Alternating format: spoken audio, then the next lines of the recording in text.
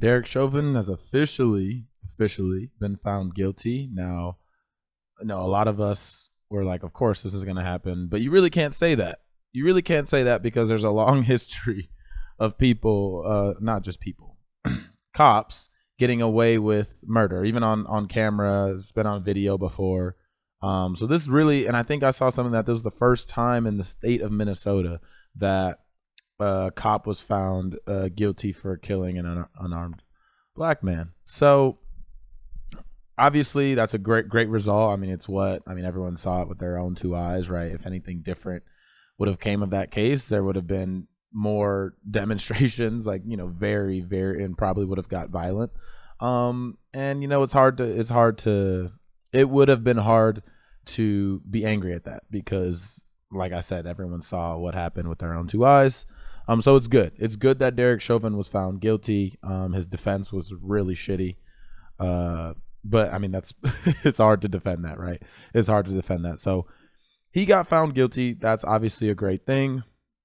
Justice in this case was served. Now, does this mean that this will be the trend from here on out? Probably not. We can, obviously continue to fight back against, police brutality, particularly of unarmed black men, but of all races. I mean, there's a lot of unarmed, like you saw Adam Toledo the other day in Chicago, right? And then obviously that'll have to, I mean, I don't even know if charges will be brought up in that case. And a lot of times that is a big barrier to even getting a trial, is those charges being brought up by the district attorney or whoever it may be. So, like I said, it's a widespread issue. It's not just black people. So, yeah, can we expect this in the future? I would say probably not. You can't expect it. Obviously, we can keep fighting for it, but, the criminal justice system is still badly broken. Police still get way too much money. There was actually a stat that came out the other day that I think Ryan Knight found, that the United States Police, if you take all the police departments around the country, United States Police would be the third ranking country when it came to military budgets. The United States Police. So we still have a huge issue where police are getting funded in communities, sometimes to the tune of 30 to 50% of the entire budget, very similarly to the defense spending as a part of the U.S. budget. I mean, just way overfunded, which obviously starves that community of resources, which then produces a higher crime rate because people are poor and desperate. Which then, what do they say is the solution for that? Okay, give more money to the police. So, I mean, that cycle is still in effect.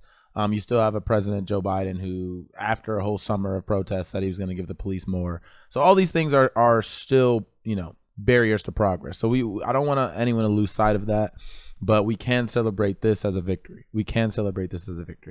But there was just some interesting takes on Twitter. I mean, Twitter is what it is. But, sometimes you just got to look at it and laugh because it's so ridiculous. So why don't we do that together? Why don't we look at some of these responses and laugh together? I only have a few for you here. But this is what Ben Shapiro said. Ben Shapiro said, because Don Lemon said justice has been served. Ben Shapiro says, and we all know he would have never have said this had the reverse verdict been reached. Bruh. Of course he wouldn't have said that if the reverse verdict had been reached, because then it wouldn't be a true statement. Like people listen to Ben Shapiro credulously, like, for real? When he says shit like this all the time. I always go back to that video where he's talking in some press conference to some group of I don't know, at a college or something, and he was like, if climate change was real, don't you think the people on the coastlines, because of the rising water levels, would just sell their property? They would just sell their home and buy another one. Sell their flooded home that can't be lived in because sea levels rose. So, like, he's not smart. These right-wing commentators are not smart. Okay. He says facts over feelings, but when the facts aren't convenient to him, like in this case, that all goes out the window, right? So it's very conditional. So, that just goes to show, don't even give them too much attention, Don't give them too much attention. You can laugh at them. We can laugh at them together, but I mean, they don't have any credibility, really. So you just gotta. It is what it is. You know, they're gonna spew their bullshit, and it is what it is. Well, here's another one. Someone very famous for being very racist recently. And I guess not just recently, for a while now. He's quoting Martin Luther King III, who was talking about the verdict, and he says, "Of course, there was going to be a pivot. Expect more police to quit in the coming weeks." Yo, see ya. Yo, peace. If you're quitting because of this, if you're quitting because this guy Derek Chauvin, who kneed on George Floyd's neck for 9 minutes and actually, got found guilty of murder, because he is guilty of murdering someone. If you're quitting because of that, yo, peace. Then this trial did, even more than what was necessary. So if you're quitting because of this, see ya. Good riddance. That's one less person, I guess, cop on the street who wants to just kill people without any ramifications. So that's Steven Crowder just being an idiot once again. Not hard to do. It is hard to top his previous tweets and his previous performances, but I think he did it with this one. Congrats, Steven Crowder, on that one. But I like to give you, a little bit of both sides, right? I don't want to just shit on Republicans, even though, it's easy to do. There's a lot of ammo there to do that. And in this case, obviously it's deserved.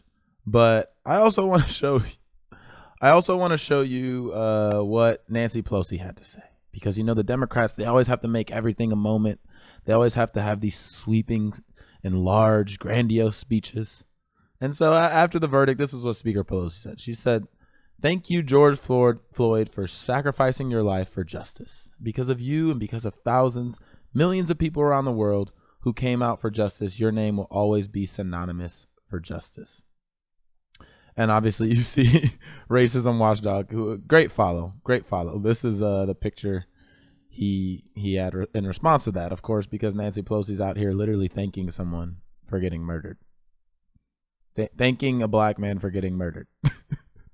Like, because of you, because of that, his name will always be synonymous with justice. No, I think obviously this is a huge monumental case that the police were actually convicted of rightfully so being convicted. But just a miss by Nancy. She tried, but it was a miss. Nancy, you don't always have to make everything about yourself. You can say, I'm glad justice was served in this case. There's a lot more to be done to, actually have a just criminal justice system. There's a lot of reforms that need to be done. In fact, I have these reforms ready to go in Congress. Now, of course, she's not going to say that. She's going to make this some type of huge moment that she can speak on. And then, of course, she, because she's so out of touch, and, she's been in Congress forever. She missed on this one. So Nancy, next time, maybe just play a little cooler, play a little more level-headed. You don't always have to insert yourself into everything. Maybe just say, we're glad justice was served. There's much more work to do, and then you can go home from there. Okay, you can go back to those two $30,000 fridges that you have, eating ice cream while people are starving, and out there smiling. You can go back to doing that. That's Nancy's day job. This is just her side job. Putting out shit like this that we can all laugh at. So thank you for the content. I appreciate it, Nancy. I do appreciate that for the channel. So, like I said earlier, glad that this, Derek Chauvin was actually found guilty.